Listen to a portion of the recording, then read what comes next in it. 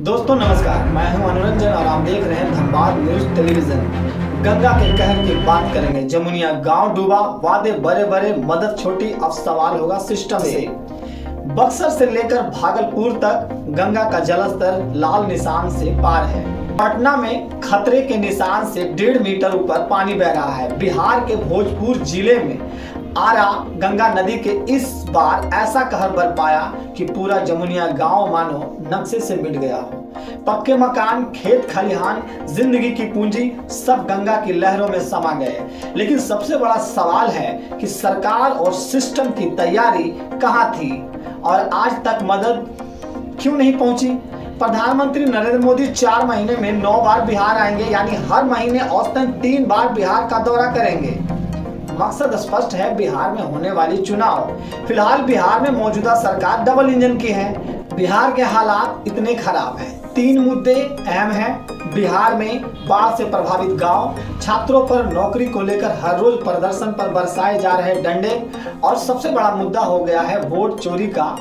Voter list को लेकर जो बवंडर उठा है, यह थमने का नाम नहीं ले रहा।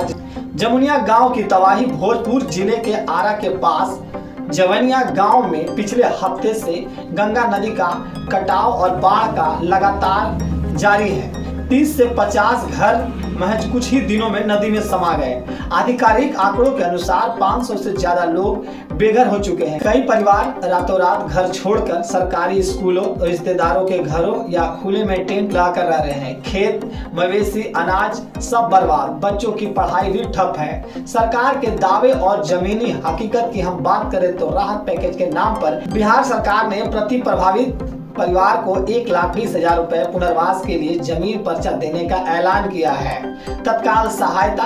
कई रिपोर्ट्स में कहा गया है कि शुरुआती तौर पर 20,000 की इमरजेंसी सहायता दी गई है, जिसे स्थानीय लोगों ने बेहद कम माना है।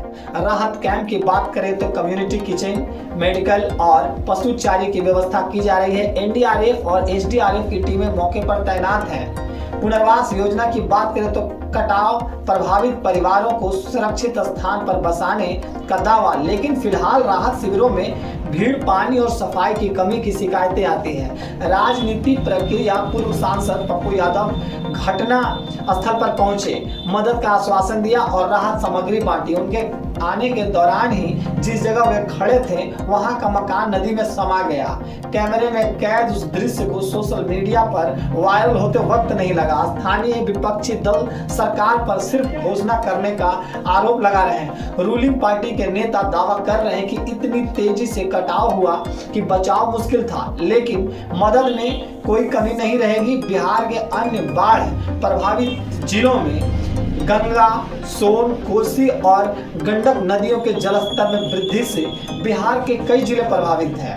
अगर हम बात करें उन जिलों की तो भोजपुर, आरा, पटना, भागलपुर, बक्सर, समस्तीपुर, मुंगेर, सारण, लखीसराय, ये वे जिले हैं जो गंगा के जलस्तर बढ़ने से कटाव के कारण बाढ़ प्रभावित क्षेत्र में आ रहे हैं। केंद्रीय जल आयोग के अनुसार गंगा नदी का जलस्तर पटना, भागलपुर और बक्सर में खतरे के निशान से ऊपर है। इससे 5 लाख से अधिक लोग सीधे प्रभावित हुए हैं। कई गांवों का सड़क संपर्क टूट चुका है। गांव ही एकमात्र सहारा है। अब सवाल होगा सिस्टम से। अगर हर साल गंगा का यही कहर है तो कटाव रोकने के लिए अस्थायी बांध या तटबंध क्यों नहीं है? राहत राशि इतनी कम क्यों दी जा रही है? लोग इसे आंसू पोंछने लायक भी नहीं मानते।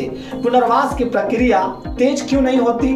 क्या गंगा किनारे रहने वाले हर परिवार का पहले से पुनर्वास होना चाहिए? दौरे और फोटो खिंचवाने तक ही सीमित हैं। नेता हेलीकॉप्टर से इसका मुआयना करते रहेंगे। जमुनिया गांव का दर्द सिर्फ एक गांव का दर्द नहीं है, यह बिहार के हर उस गांव की कहानी है जो गंगा किनारे बसा है। जल संसाधन विभाग के मुताबिक गुरुवार दोपहर 2 बजे दीघा घाट पर 51.50 मीटर, इसी तरह बक्सर में 54, हाथीदह में 125, मुंगेर में 8 और भागलपुर में 40 सेमी, कहलगांव में 101 सेमी तक और फरक्का में 99 सेमी ऊपर गंगा का पानी बह रहा है। सरकार से लेकर समाज तक सबको सोचना होगा।